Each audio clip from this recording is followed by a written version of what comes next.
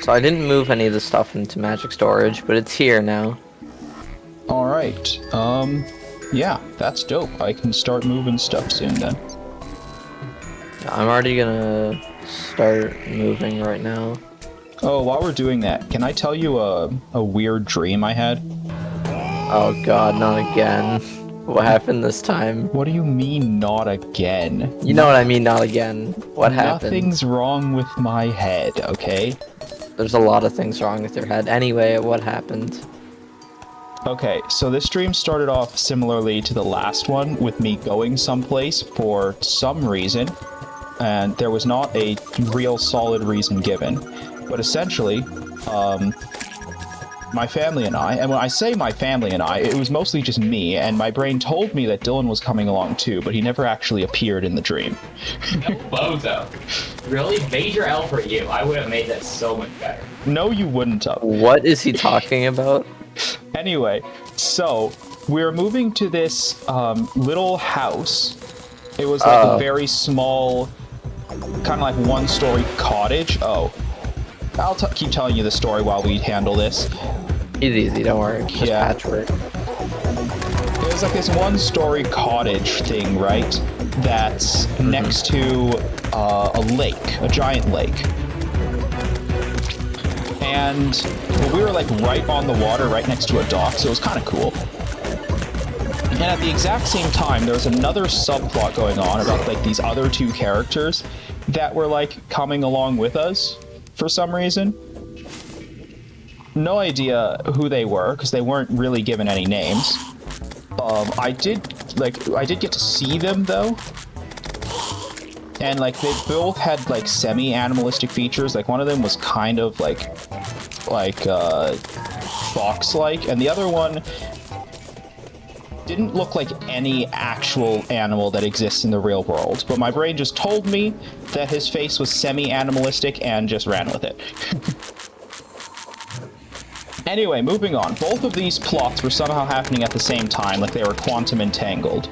So not only was I moving to this house, but they were at the exact same time, and somehow things were working out.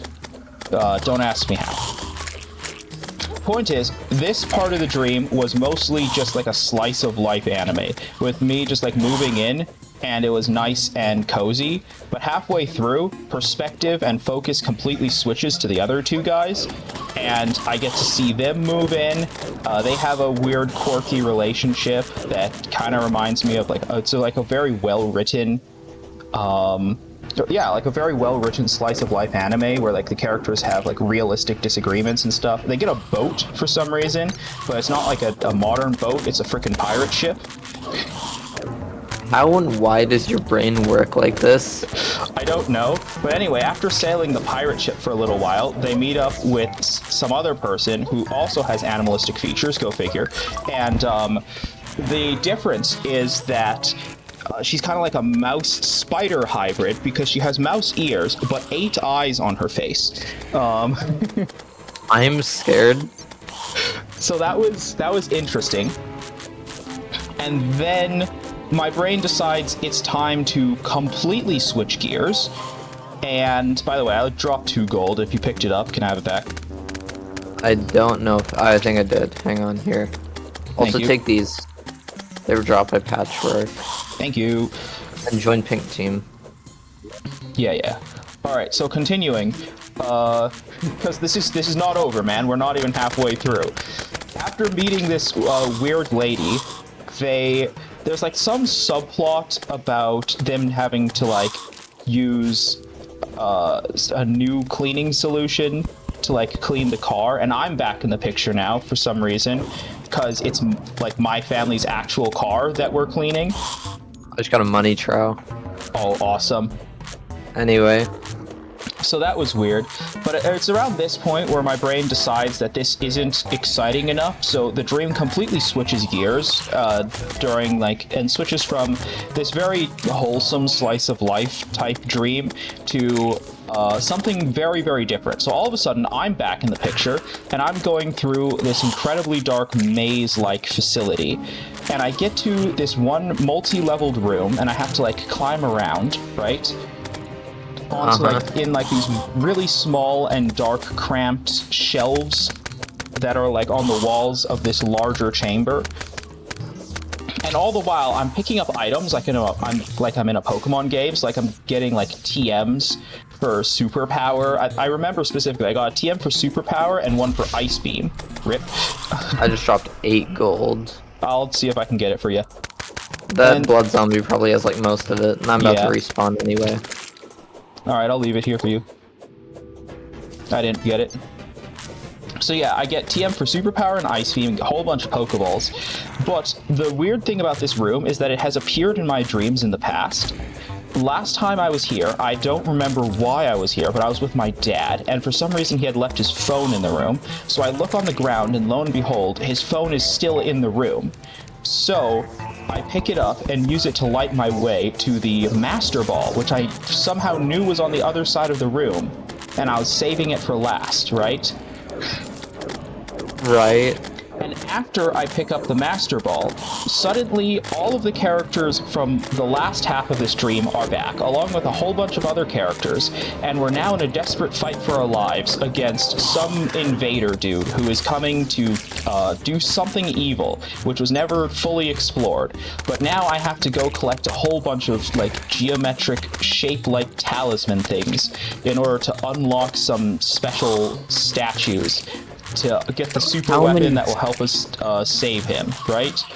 So how many side quests have you been on already in the stream? It's a lot.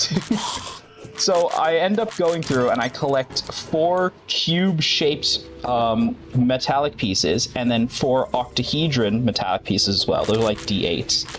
And then 1 special metallic piece that's a different color, and it looks like a D12. And along the way, as I'm going through, I'm like, it's like I'm in Tomb Raider or like Maze Runner, but I got all like these weird traps and stuff that I have to go through. It's honestly kind of cool. Anyway, moving on.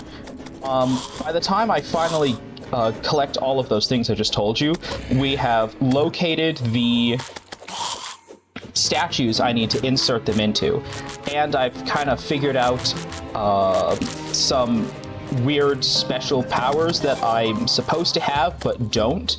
So me, like as myself, I'm kind of doubting whether I'm going to be able to actually save the world, because I don't have any of the special powers every one of the other characters is telling me I'm supposed to have.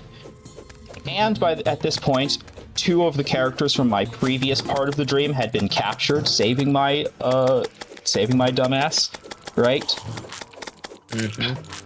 The weird mouse spider lady and the fox guy from the first part of the dream had been captured by the evil dude.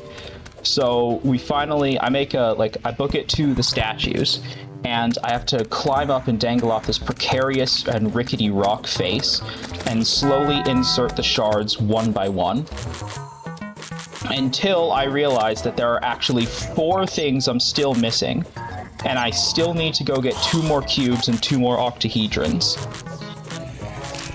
But the evil dude has caught up to us, so I have to like run away really fast and try to find them. And I like exit the main facility into this field filled with ruins where the last ones are supposedly held, and I need to find them as fast as possible. But my dream has decided that I'm no longer the main character of my dream, and it's a completely new character who is kind of like a wolf man who just like how I was, is trying to figure out whether he's actually supposed to be the guy saving the world, because he kind of sucks and he's a little bit of like a deadbeat. And he has this weird conversation with a completely new character who supposedly is dad, which gives him the confidence to go and get the last 4 pieces. And after he gets them, he realizes that he can actually install, they're like magical somehow, so he can install them into himself. And the reason why the evildoer wants them is because they're actually connected to him as well. Each one that he installs, like, brings him closer to being the evildoer. Like, the first one changes his physical appearance, one changes his voice, one changes his senses. I don't know how that's exactly related. And then the last one turns you almost into a complete a perfect copy of the evildoer. And this is the point where I finally learned the guy's name. It's Colress, like the Pokemon character. So this whole time, the dream has still been Pokemon related somehow. I would not call this Pokemon related. I'm just saying. Anyway, this is pretty close to the end of the dream. So the guy, I would call this mental asylum related. the guy like has made it back to the statues, and he's uninstalled all the various pieces from himself, right? Right. And he's just about to install the things and get the ultimate weapon to try to like destroy Colress and save the world, but I wake up. So I don't know how it ends. But it is important to note that this entire time, I am fully lucid and I'm aware that I'm dreaming, but I do nothing to change the dream because I'm interested to see how it plays out.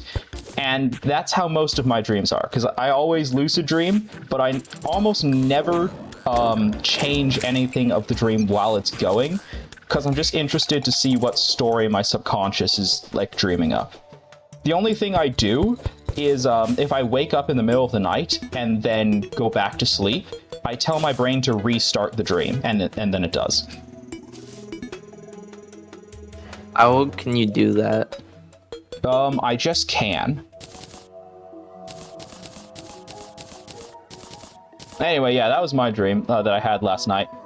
Pretty cool, I can right? make you some healer armor. It's cool, right? Also, again, I don't know if I'd say it's pretty cool. What are you talking about? It's perfect. Perfect dream. People pay money to have that type of dream.